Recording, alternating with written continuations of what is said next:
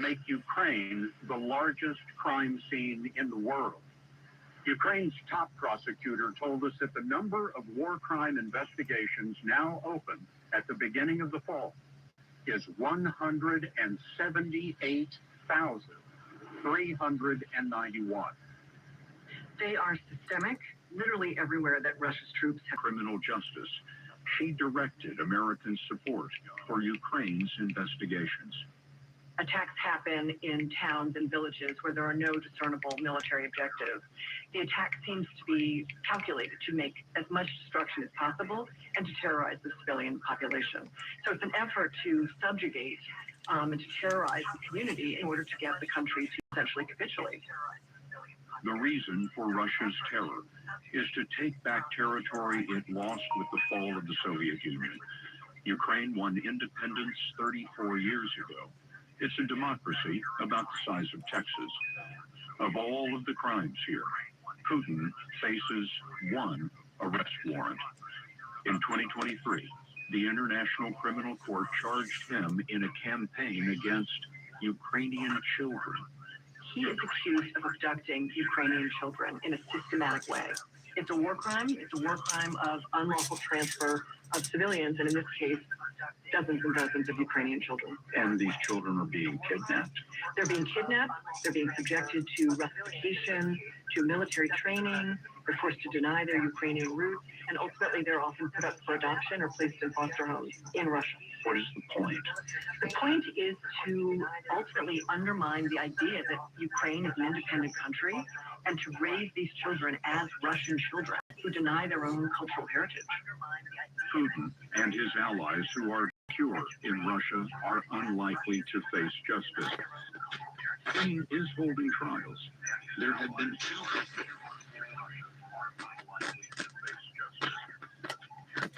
all of the defendants are at large. Still, prosecutor Vitaly Doval has patience. He showed us where evidence for future trials is warehoused, including crashed drones and mangled missiles. On each part, we find a serial number. We identify the part where the part was manufactured and when this missile was assembled in a factory. In the Palm Sunday massacre, serial numbers, fingerprints, identified Russian ballistic missiles with 1,000-pound warheads. Ukrainian intelligence pinpointed the Russian units involved. Hey, Jibu, what do you think of this picture? We already know the individual. I finished this one the other day.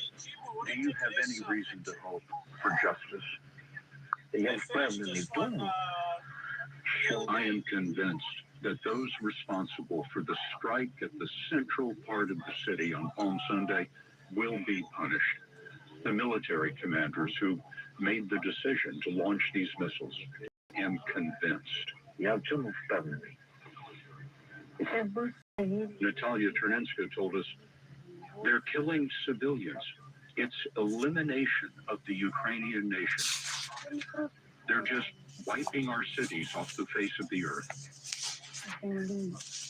We interviewed Maxim and Natalia, Tatiana and Lisa in the conference center destroyed by the first missile. We could see where the warhead crashed through to the basement.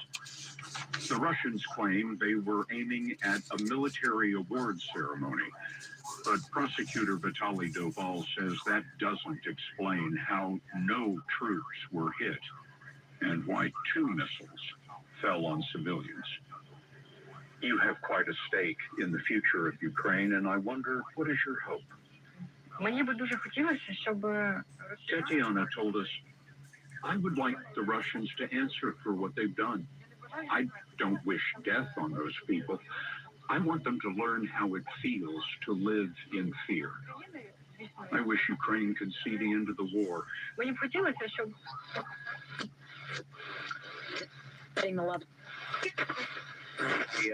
A bus to Leavenworth, if that's still where they send them, Leavenworth.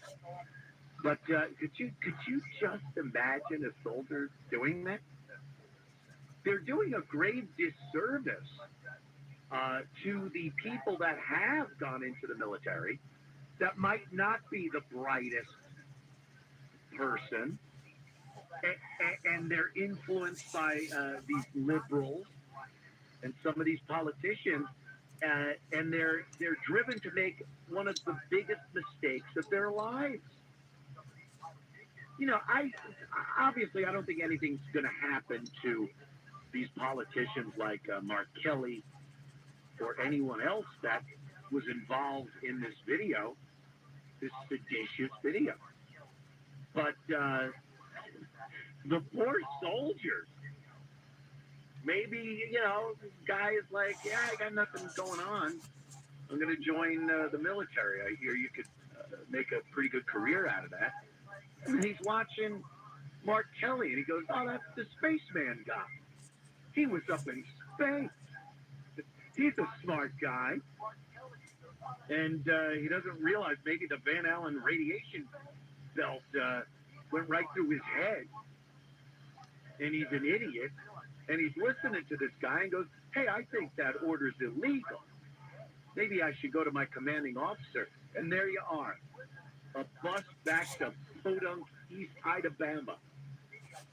And your military career, probably the only place somebody, you know, that's a little confused as to what they want to do can make a career for themselves. And these people are screwing their lives up.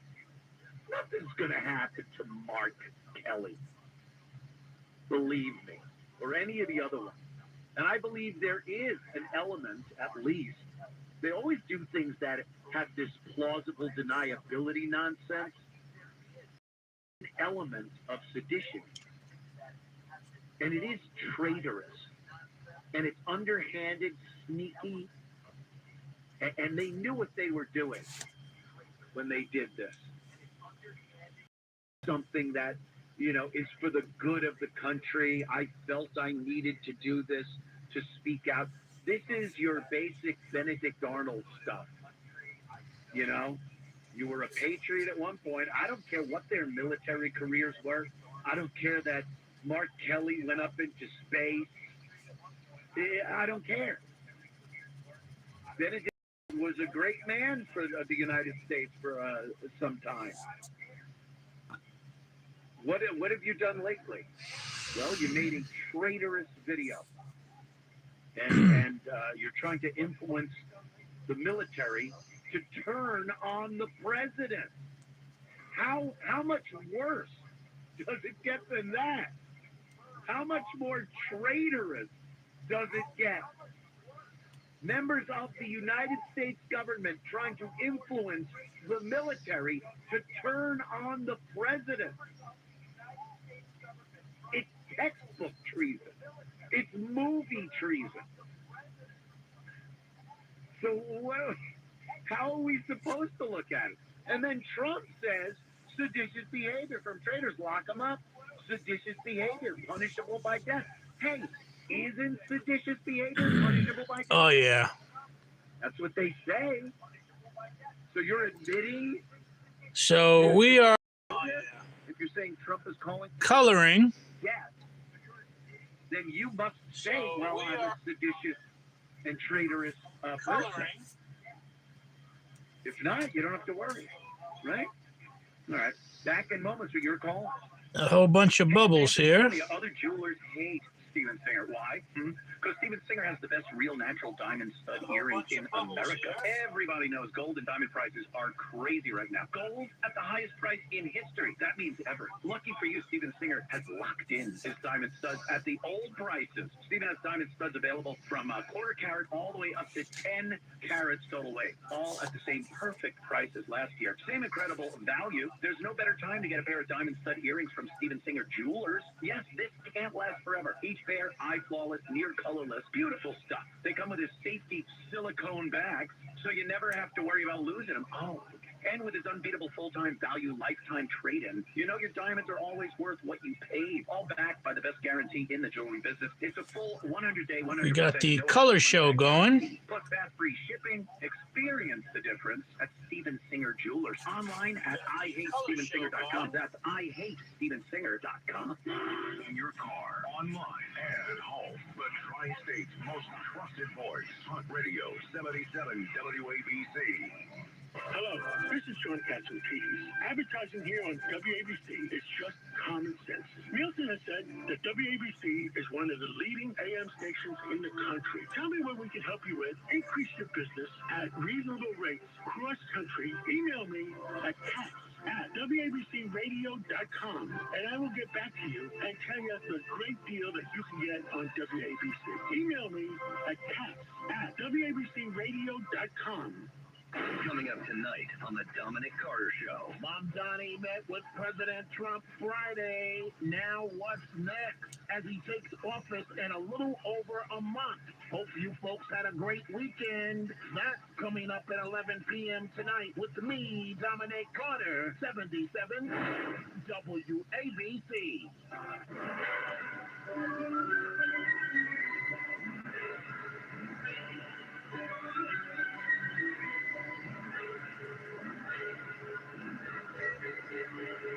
Whipping out free speech. It's the Anthony Cumia Show.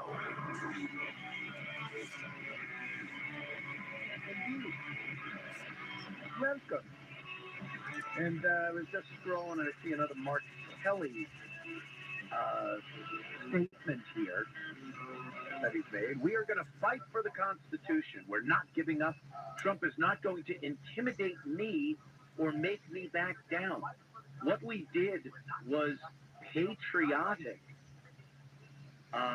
There's nothing more patriotic than standing up for the rule of law and the Constitution. The Constitution? You mean the document that spells out how the president has power as commander-in-chief over the military? You come up with this loose-fitting thing about illegal orders without even an example of one of these orders? Maybe Eric from Orlando knows what one of these orders are. Eric, what's up, man? Hey, what's going on, Anthony? Hopefully you're going to have a good Thanksgiving this coming week. Yeah. Now, I have a hypothetical situation. Now, I've been watching some movies this weekend, some classics like, Platoon and, Schindler's List.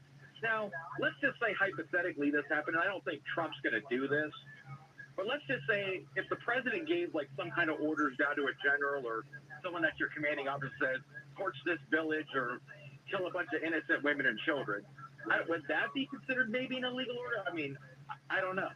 Maybe that's I'm kind of curious. Something like that. What was there? My Lai in Vietnam, where they went through that village and just killed innocent women and children. And I think Lieutenant Calley is the only guy that was even up on charges, and they really didn't do anything to him. But that was indeed illegal. But it wasn't an order given by the president, at least that we know of. Who knows? Maybe right. Johnson was saying, yeah, go in there and just wreak havoc on innocent people. But I don't think so. Disobeying an order from your commanding officer in the battlefield, if it's a lieutenant or a captain or a major, different than disobeying the president of the United States. No, what I mean is, let's say if it was handed down from the president to go to that commanding officer who gave the order, right? That's what I'm just curious. I mean, it's something that almost never happens. I'm just saying that's the only thing I could think of that would be quote as illegal as it gets. But other than that, not really. I mean, that's the only thing I can really think of in any situation. Yeah. They have not come up with a scenario yet where Donald Trump has done something illegal. I mean, Trump's waiting for that too, because there hasn't been nothing yet. Yeah, you look at these bombings, the strikes that they're doing on these drug boats. You can't equate that with something Obama did or both of the Bushes did, where they were doing preemptive strikes on terrorists? What's the difference? If you see a threat against this country, whether it's terrorism or drugs that are quite literally, you don't even have to really tweak it that much and go, well, this terrorist organization is killing people in this state or this country, and it affects Americans. This is literally affecting Americans. Young American kids, they're dying because of these drugs. So to do something about it, anything, I don't think it'll be effective. I'm not even saying it's going to be effective. I don't think it's going to be effective. But do something about it. Try anything. And him striking these boats is no different than when Obama blew up an American citizen because he was part of Al Qaeda or ISIS or whatever it was. So if Trump is doing, basically, with all those and all these boats coming out of Venezuela, do you think some average person from Venezuela is driving one of those boats? They're more poorer than church mites, for crying out loud. They're not driving a speedboat. Those poor bastards just getting blown out of the water. All right, Eric, thank you, my friend. Thank you, Anthony. To chit chat with you there. There's another clip here. This would be Governor Pritzker. Oh boy, he's been in the news of late. Illinois, Chicago is just. I have so much stuff on Chicago here. A very Chicago Christmas that we saw happen over the weekend. We got a little bit of that and what have you. But Illinois Governor Pritzker, he had to get his fat gut into the mix, talking about this Democrat treasonous video that was put out. Let's hear what Illinois Governor Pritzker had to say. Remember what they were asking. They were telling troops, follow the law. And who's responding negatively to that? The 34-time convicted felon in the White House. And so when he attacks people, it's often because he knows that what he is doing is wrong. And so he wants to make it seem like someone who is saying something negative about him is the wrongdoer. He's the one. And he says these things because he wants to deflect from what he's often asked people to do in government, people who are serving the public to do, which is to do things that are illegal. We saw that time and time again, and frankly, you still see it in the city of Chicago with ICE and CBP. And so that's the kind of thing that certainly people who have served their country, veterans that are serving now in Congress, have an absolute right. And these are decent, honorable people. They have an absolute right to stand up and say to everyone, follow the law. That's all they were saying to the troops of the United States. Imagine twisting reality around like that, you fat bastard. Twisting reality. Just all they're saying is, follow the law. You mean the law, the Constitution that says that the president is commander-in-chief of the military and he is the word on what the military does? They weren't saying follow the law. Show me that video. Hey, we want the soldiers to follow the law. You're under the President Donald Trump, his administration, and you soldiers, we want you to follow the law. All right. That sounds reasonable. Any soldier would go, yeah, of course. That's what we do. Saying don't obey orders if you deem them illegal is something so different than follow the law. Follow the law. And like I was saying earlier, talking about the traffic stops, if you get stopped by a cop, as the driver, if someone told you follow the law, you would adhere to everything and comply with everything the officer's telling you. That's what you do.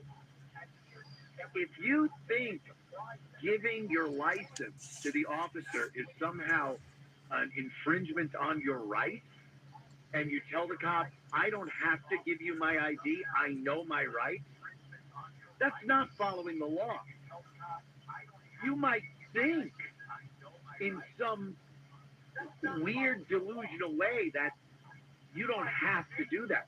That it's against the law for the cop to ask you to give your license, or even stepping out of the vehicle. That's a thing that I've seen many times that a lot of people think is illegal. You can't ask me to get out of the vehicle. And then they go, yeah, Pennsylvania versus Mims.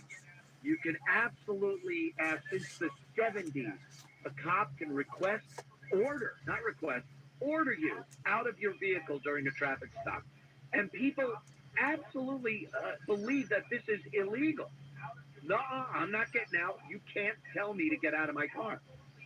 So they sit there until they're under arrest. That's what thinking something is illegal when it's not will do to you. And if someone told you that you don't have to listen to a cop Yep. if he's giving you an illegal You'll order, be right back. and you believe that getting out of the vehicle is an illegal order, well, you're going to jail. If someone tells you obey the law, well, you're going to step out of the vehicle when the officer asks you to. They're two different things.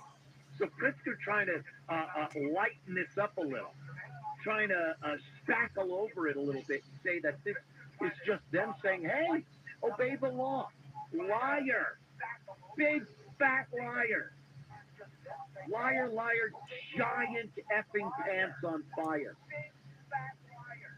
Can we at least see that? But that's what they do. That's what they do. They honestly believe this stuff, and then when it comes out and the American people go, oh boy, you are traitorous, seditious a-holes, then they got to start backpedaling a little bit. No, it wasn't that. It wasn't this. Liar. Kevin, Long Beach, New York. What's up, man? Hey, Ann, how are you? Yeah. Pritzker, you're also an insurrectionist for having a statutory cities in your state and not following federal law. And this comes from a guy that had a Christmas tree lighting and 3 people were shot and another woman set on fire on his trains. It's comical. It really is. If it wasn't so tragic, it would be. It's just this comedy of errors and incompetence that's going on, and these people hold their jobs. I don't know what happened. Judges, we've been talking a lot about these judges that are making these decisions that are absolutely getting American citizens murdered, maimed, and they keep their bench, they keep their seat on the bench. I don't understand it. Job for life, like that guy Boasberg that keeps getting in. Now he's trying to stop the whole Comey thing. I mean, he's unbelievable. They got to impeach him. Congress can impeach him. Yes, they're really waiting for him. They don't. I know. I don't know what it would take to get rid of that Chicago judge that freed that murderous, violent arsonist that burnt that beautiful young woman. Whatever it takes, I would assume that people would be in her office the same day, dragging her out of her office. And that's at the very least getting her off the bench. The other thing is now arresting her, indicting her for gross negligence of duties that resulted in someone's death or bodily harm of another human. She should absolutely be held liable for that. But no, she'll sit there, she'll make more crappy decisions that'll get more innocent Americans killed. I'm disgusted by it. Yeah, and some of them are not even judges; they're like magistrates. Yep. Didn't even go to law school, and they have that kind of power. I mean, it's just insane. And by the way, Obama, I think, did a few drone hits that killed a couple of Americans a long time ago. But and they're just getting crazy. And this guy Kelly, look up his bills and look at what he did to do bill-wise and everything for Arizona. Nothing. Yeah, he's garbage. He's garbage. Nothing. He's in office because his wife got shot. Yeah. This is the all-American hero, like he's John Glenn, or something, because he was an astronaut. He's no John Doyle. He's an ass. Yes, Thank he you, Kevin. Appreciate the call. Yeah, all these guys, they just keep their jobs. They get in. New York, you know what I'm talking about. Chuck Schumer. They keep voting him in. He's an idiot.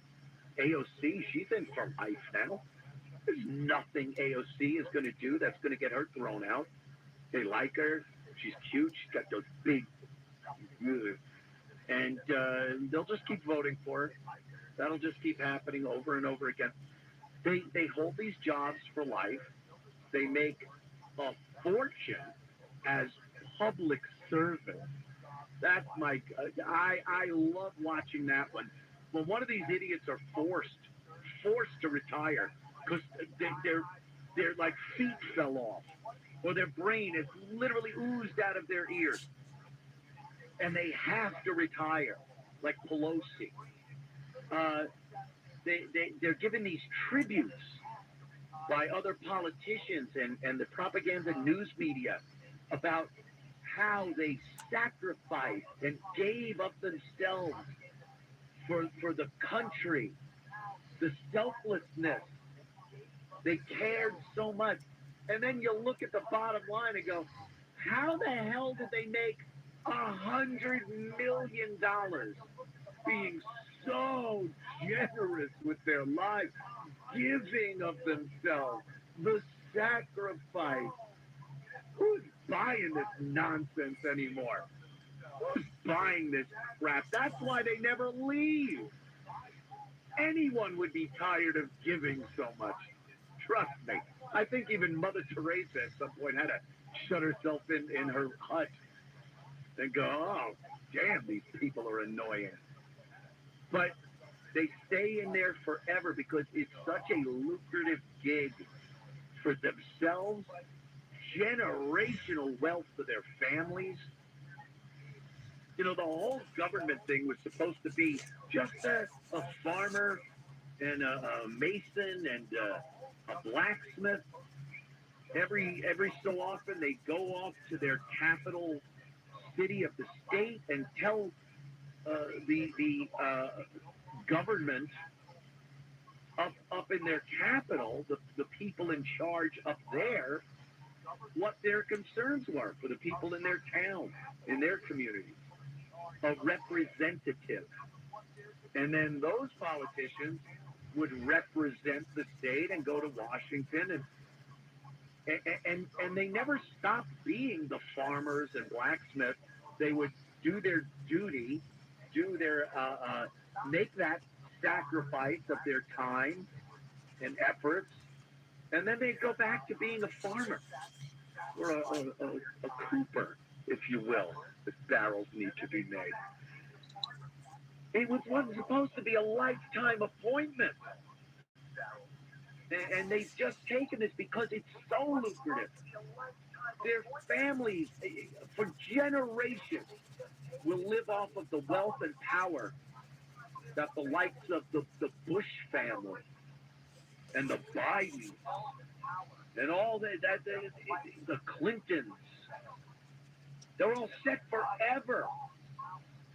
Their entire family, for decade upon decade, if not a century, is set. They're just going to leave and go back to being whatever they were. Welcome back. I don't even know.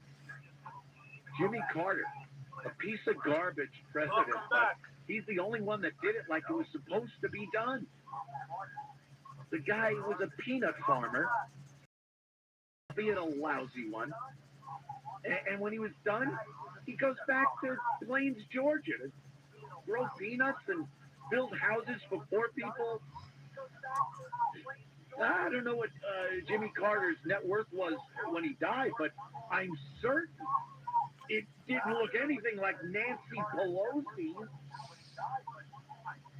the stock maven, who just seems to somehow know every move corporations are going to make. She knows every regulation that's going to be put in place that might affect the company. And she just, her husband, I guess, without even her telling him, through telepathy, figures out what stock to buy. And they have hundreds of millions of dollars.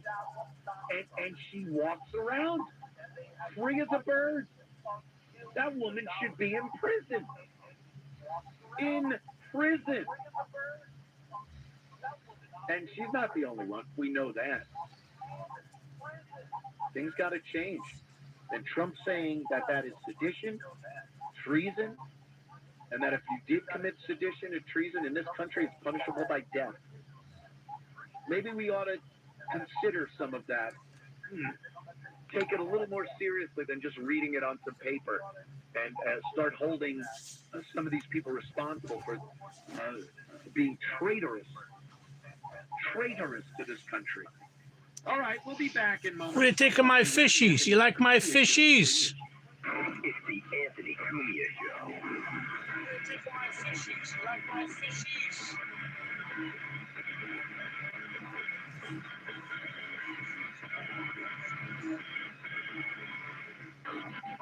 Station built just for you. Entertaining talk, information, and news. Jibu, you like my fishies?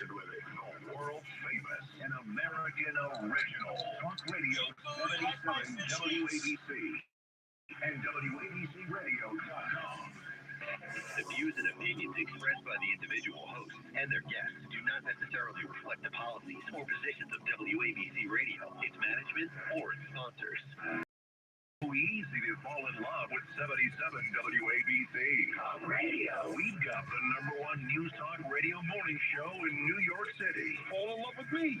Steve and Friends in the morning. You know why? Famous. Plus, on the weekend, we've got Vinny Petunia, Cousin Brucey, Tony Orlando, and Sinatra with Joe Piscopo.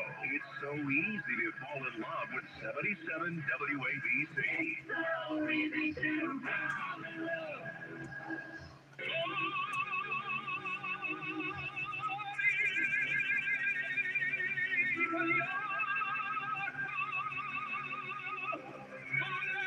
It's the Anthony Cumia Show.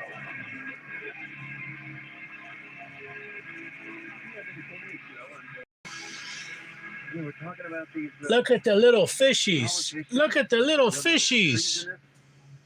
Or involved in sedition. Look at the little fishies. Look at the little fishies. Yeah, they're not doing what is in this country's best interest.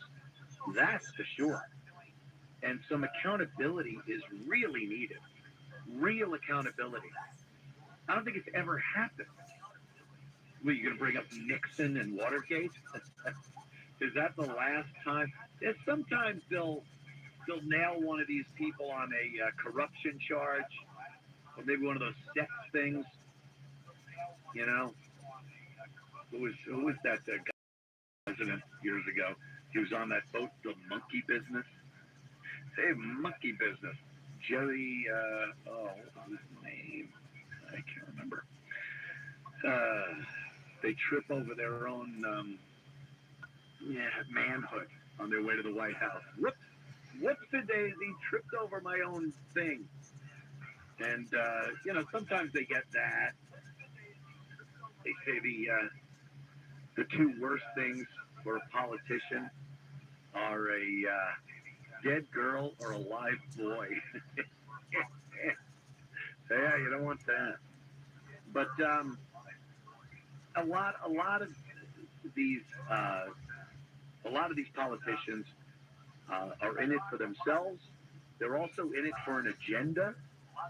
And Chicago, this mayor, Brandon Johnson in Chicago, and of course Governor Pritzker, are just destroying Chicago.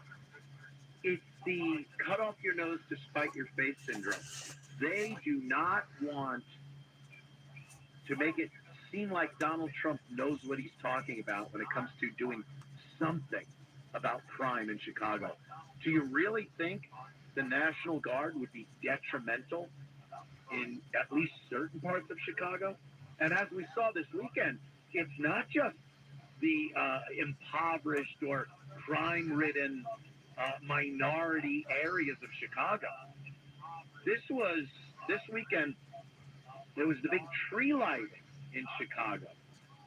And they lit it up all right. A shooting, a couple of shootings. Some people dead, a lot of them wounded. And what are you going to do about it? Brandon Johnson, he got out there and gave a little speech. And was anything in his speech gonna help the situation? Did he really address the problems and say we need to do something about this, and I'm going to implement this? This is the same guy that took down a shot spotter, that decided that the money going to the shot spotter program, this was a program where up on light poles around the city were microphones. And if there was a gunshot, these various microphones could triangulate and then tell the police exactly where the gunshot was fired from. And they could react. In some instances, they've reacted within seconds to where this gunshot was. He decided this program wasn't worthwhile, wasn't worth the money.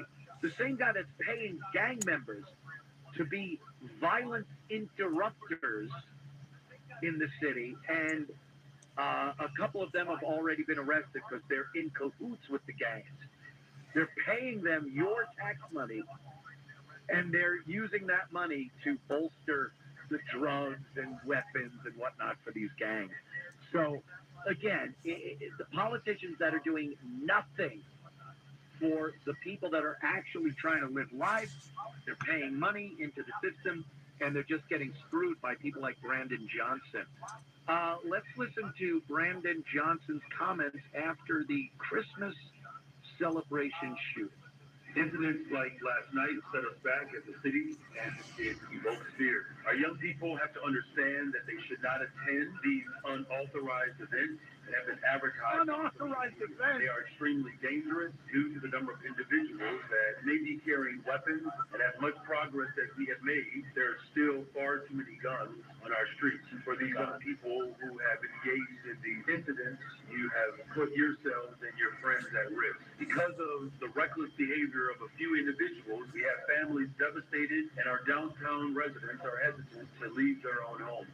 I'm the first person to recognize that we have more work to do in this city to provide safe spaces for our young people. But these types of violent gatherings can never be an alternative, nor can they be normalized. We need parents, guardians, and other responsible adults who do their best to accompany young people in large, unsanctioned gatherings where weapons are likely to be present. There's always more we as adults can do to make sure that we know where our kids are and what they are doing. I recognize this feels like emotional whiplash. After this incredible celebration last night where thousands of people gathered, Chicagoans who were enjoying our tree lighting ceremony expressed their love for our city. It was peaceful. It was a joyous evening, a vision of Right up until the gunfire. Chicago. Holiday season is a time when we come together as a city. It's when we spend time with our families. All right, we'll get back to him in a little bit. We got to take a quick break, but I mean, these are violent gang members. He's talking about them like it's a Wally and the Beaver and Eddie Haskell. These are violent gang members that need to be treated as such, and he just will not do it. Back in a moment. WABC New York, WRCR Haverstraw, and 107.1 WLIR Hampton Bays. Whipping out free speech. It's the Anthony Cumia Show. 77 WABC. The Anthony Cumia Show, and you know, we saw the big meeting between Mamdani and President Trump. And what do you make of it? What do you think? I don't know. We've heard so many times about the ability for Donald Trump to play 3D chess, 45D chess. And look, I'm a great supporter of Donald Trump, but I never bought into this 3D chess thing. I think he's a good negotiator. He's tough.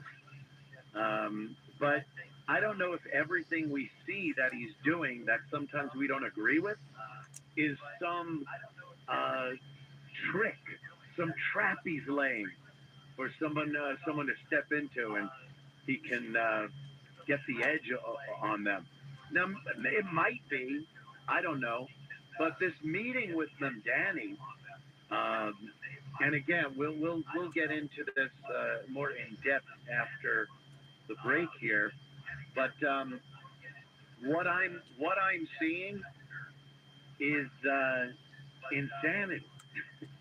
I mean, these two beat the crap out of each other the entire time. From the moment anyone knew what a Zoran Mamdani was, Donald Trump was laying into this guy, calling him a communist, rightly so, saying that he did not want voting for Cuomo, but between Cuomo and a communist, you got to take Cuomo. So no love lost there. And Mamdani said some awful things. We'll play those in we'll play a statement after visiting the White House in a bit. But I mean, he called him fascist. All the stuff you've heard from the left, Hitler, all the fun stuff that the left likes to call Donald Trump. And then they meet at the White House. They come out, and it's a love fest. Now I gotta think, what is in it for Donald Trump to kind of play nice with Zoran Mamdani, and vice versa? I think Zoran pissed a lot of people off by having such kind words for the president, and he's trying to make up for it now. I've heard a few of his interviews and statements on the news where he says he still thinks Trump is a fascist and he's terrible for democracy, a threat to democracy. But what was the whole kind of love fest thing there? Maybe one of you can call up and let us know. 800-848-9222, because I'm kind of boggled with this whole. I'm a little boggled and bewildered. Now you could think Trump is trolling. I mean, I think he does that a lot, and everyone was expecting Trump to say, "Oh, it was a terrible meeting. This communist. I'm not going to give him a dime if he thinks federal money is going to fund his communist agenda." And then he completely does a 180 and kind of trolls the left, knowing also that will annoy the hell out of liberals and Mamdani supporters. No, don't like him. We like him. And how are we supposed to like Zoran Mamdani if Trump likes him? Then there's does Trump really care that much about New York, his home state, his home city? Oh, yeah. He just wishes Zoran Mamdani. Here we go. Oh, yeah. He cares so much about it. Look at that. How do you like this picture so far? I don't know about that either.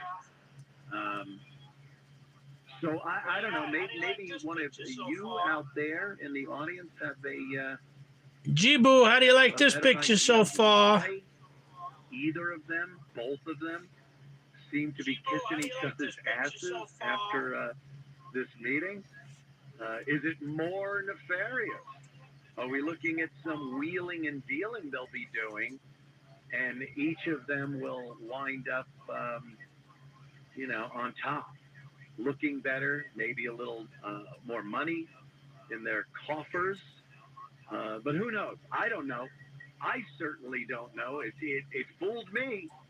I thought we'd hear Trump talking about what a jackass this Mamdani is, and hear Mamdani talking about how this guy is an existential threat to our country. But yeah, they were all kissy face.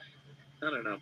In a couple of minutes, we will play some of the audio that you've been hearing from their big meeting Stick around. A lot more of the Anthony Cumia Show next. This is 77 WABC Newsroom Extra.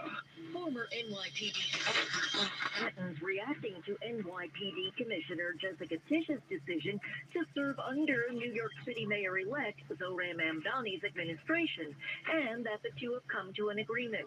I would have to assume that there were negotiations and that Well, you never seen a red and blue and orange fish? his priorities. Bratton says he's... You know, a lot of fish are red, a lot of fish are orange, a lot of fish are blue. Common ground. It'll be interesting. It's not an alien fish. This is a human fish found on this planet in the oceans Outgoing and lakes and rivers. straight quarter of declining crime across the city because of policies put in place a few years ago.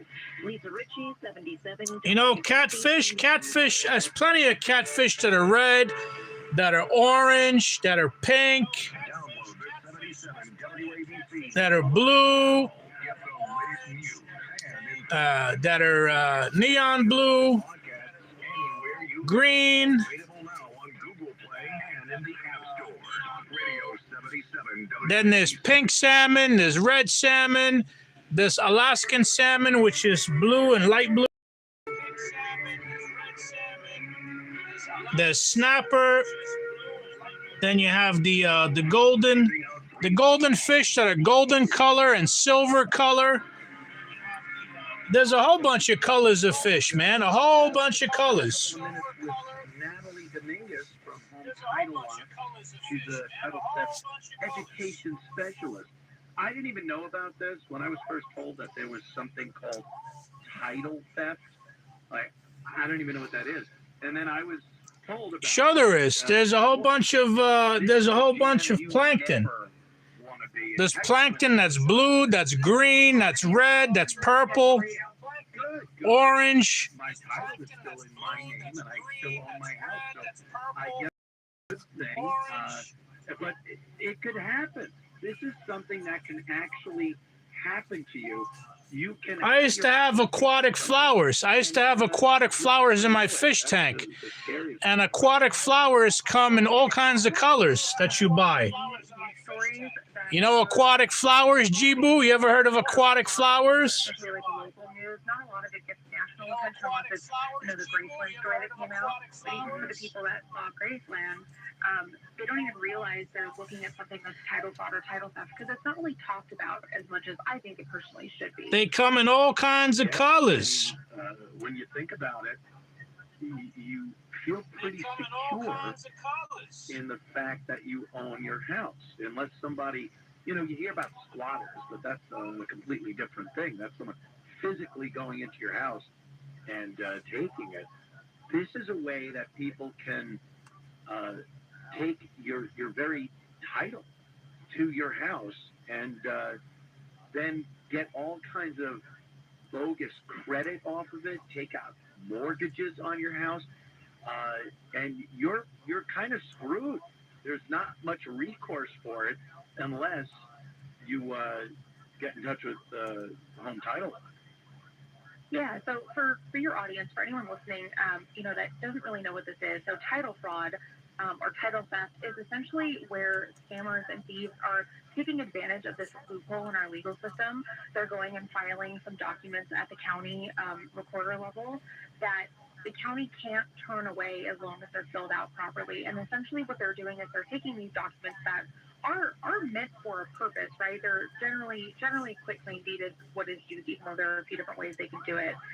They're filing this document, which generally is used to, transfer ownership between family members, or, when there isn't money being changed in hands. It's essentially transferring your ownership. They're filing these documents. No one at the county office is required by law to authenticate, notary stamp, or make sure. Some of them will require ID, but that's very, very easy to fake.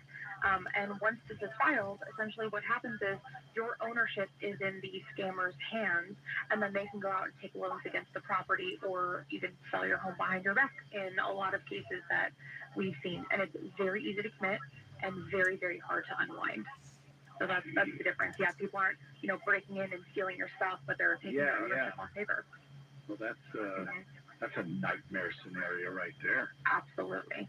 So what does home title lock do that can protect you from God, something like this happen? Yeah. So sadly and unfortunately, and don't let anyone tell you otherwise, the crime can't be prevented. The actual crime of the fraud, the paperwork being filed with the county. No company that claims to be able to do that is telling the truth, because unfortunately what would keep that from happening are changes to the law itself, right? Our legal system is very outdated. The Freedom of Information Act created this process back in the 1967. So everything is very outdated, but what we do as a company is we are not only monitoring and alerts, what we call our block protection. We are 24/7 monitoring of your property, urgent alerts, so that you can jump in and take care of this before it gets to the point where the criminals can use your ownership to take out those loans. There's a gentleman that we work with, Matt Cox, who was a criminal and did this. He went to prison for 12 years. He works very closely with our company as kind of like a public advocate. He has a true crime podcast now, and he's reformed. But he likes to talk to people about the reality of this. It's very sad, very scary. What he would do is he would transfer ownership, and then he would go and take out multiple hard money loans in a day, and all of a sudden disappears because he did this under a fake name, and then the homeowners can't unwind it. So what we do that's different is we're monitoring, but we're most importantly restoration. So we'll spend up to $1 million to jump in and fix the fraud, whether that's just getting the home back in your name, which a lot of people don't realize takes a long time. It's a lot of legal process. You can't just walk into a county and say, hey, this is fraud, tear it up. Nope, once it's on record, you have to get it seen before a judge. I would just go and do exactly to someone else's house. You think, but the thing is, what it is it's that's horrible. Yes, it is. It's a joke. We're all joking, right? But, no, but this is very serious, and unfortunately, you can't just go in and get it taken off, because at the point where someone else's ownership is on record, your title is now clouded, right? This can cause problems for mortgages being taken out, anything that you have still remaining on the property, trying to sell your property. So you have to actually get it taken off the record, and that is a whole legal process that has to take place. Yeah, and that's going to take a lot of time, a lot of money, and yeah, you're kind of tainted after that. So what does home title lock do to prevent that from happening? Will they let you know if someone's trying to take your title from you? Yeah, absolutely. So let me dig in a little bit more into the triple lock protection. So 24/7 monitoring. We as a company have proprietary access to the largest database of title records in the U.S. It's awesome because we scan multiple data sources, and then second, with our urgent alerts, we notify you of any change. So this doesn't mean, oh, we think this is suspicious, so we're going to notify you of this. It's anything. So even if you're going and you're taking out a mortgage, or you're doing something with your property record, we're going to notify you no matter what, so nothing slips through the cracks.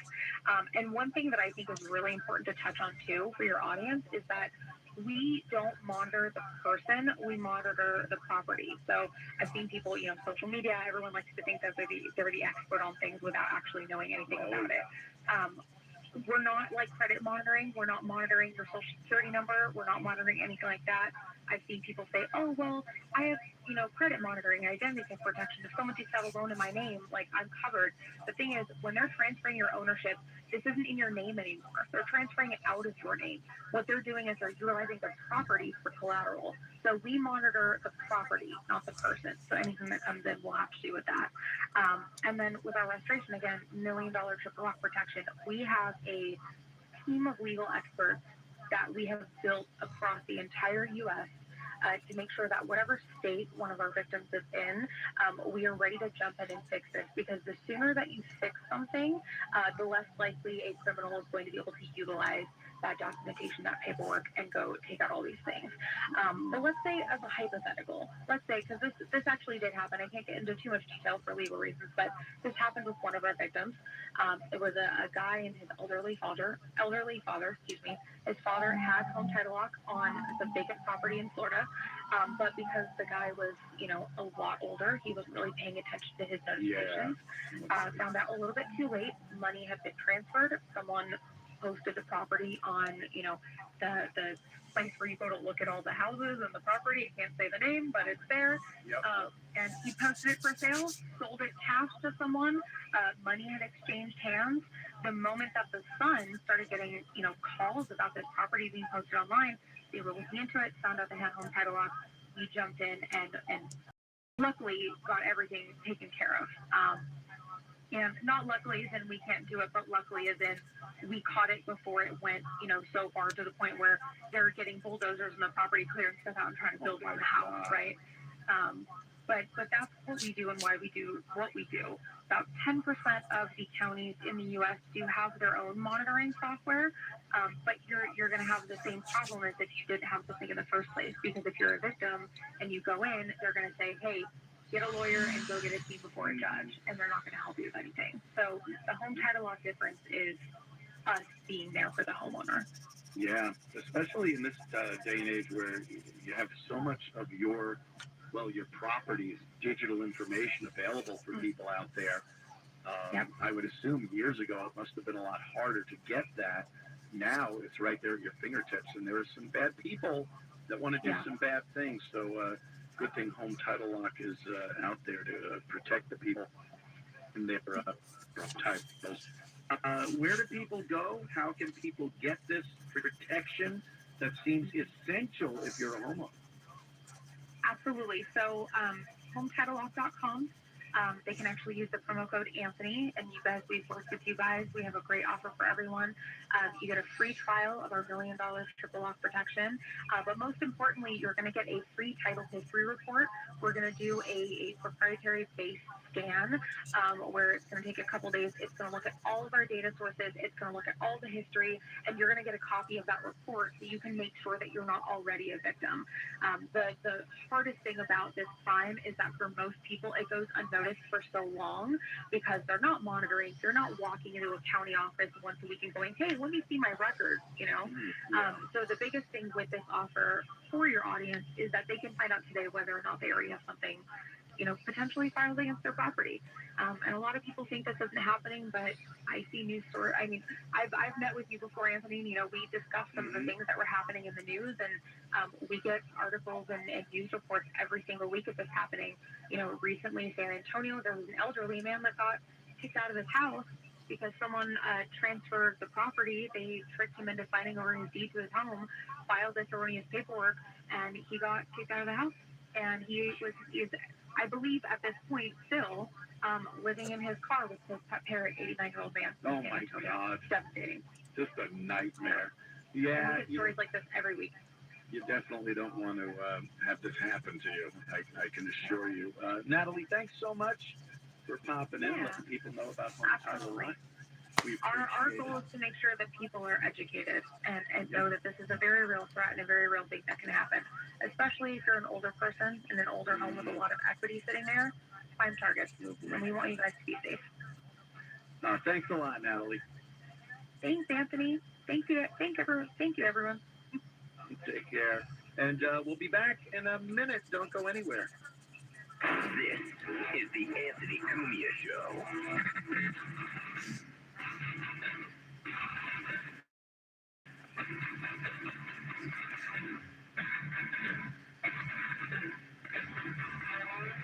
You're listening to Leaf Filter Radio, and the guru of gutter protection himself, Chris Cunahan, is here to take your most pressing leaf-related questions and bring you a special Black Friday offer. Hey, everybody, Chris here. I understand we have Ron on the line. Ron, where are you calling from? Ron, are you calling from a ladder? Well, I was. I wanted to ask Chris what I need to do to get my gutters ready to have leaf filter installed. Oh, Ron, you don't have to do anything. A Leaf Filter Trusted Pro will come out and clean out your gutters, realign and seal your gutters, and install a Leaf Filter, America's #1 gutter protection system.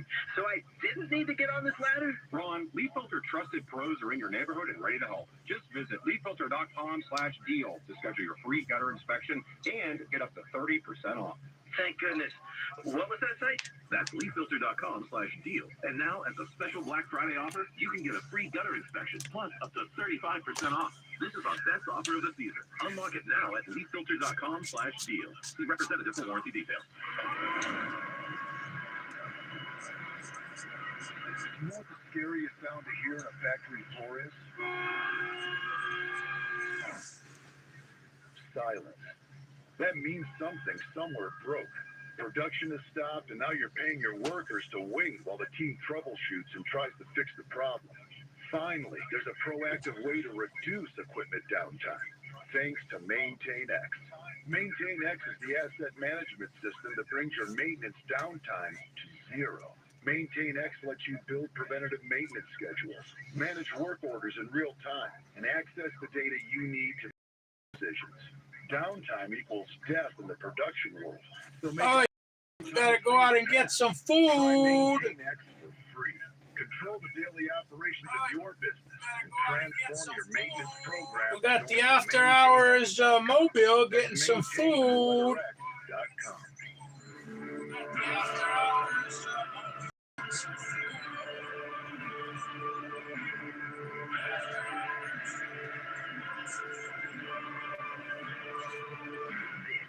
is the Anthony Cumia Show. The Anthony Cumia Show, and yeah, we're talking about Chicago. Chicago's been in the news a lot lately because it's screwed up. It's just no one there seems to know what to do about the obvious problems they have there. What should we get to eat, Jibu? What should we get to eat? What did you eat today for dinner? What did you eat? Are you still awake or you fell asleep again? People dead, wounded, and Brandon Johnson just got up there and, as we heard, talked about guns on the street. He's talking about young people going to gatherings. He actually called. What did you eat for dinner today? There's question number one, and question number two is, what do you think I should get? Gathering, you know, Christmas gathering, and the guns on the streets. That must be a big thing because that's all they could come up with. You know, too many guns. We need to do something about the guns. No, you need to do something about the people using the guns. And he doesn't want to do anything. That's all you had for dinner? With his peeps, yo. And in the meantime, like I say many times, the bodies just stack up. They stack up because they just do not want to do anything that would make it seem like Trump or the Republicans or conservatives have any say over what's going on in Chicago. We don't need the National Guard. Oh, okay. Well, just keep stacking the bodies up then. Because that seems to be all they care about. Cut off your nose to spite your face. There was the fire in the train. Oh, that wasn't a fire. It was a woman. A young woman. This is just a terrible story. Was riding the wonderful public transportation they have there in Chicago. Nah, I'm going to get some barbecue chicken. I'm going to get some barbecue chicken. Lettuce, tomatoes, onions. I love those raw onions. They said 49. When I heard 49, I'm like, how the hell did this guy, how is he able to still be out and about? I'm going in about 30 seconds. It's 70. And this guy's violent. We're going to finish this broadcast, and we're going to pick up this broadcast again from my mobile. This one got me so mad when I read this because the judge just let him out. Just let this guy out. See what, there it is. Oh, God.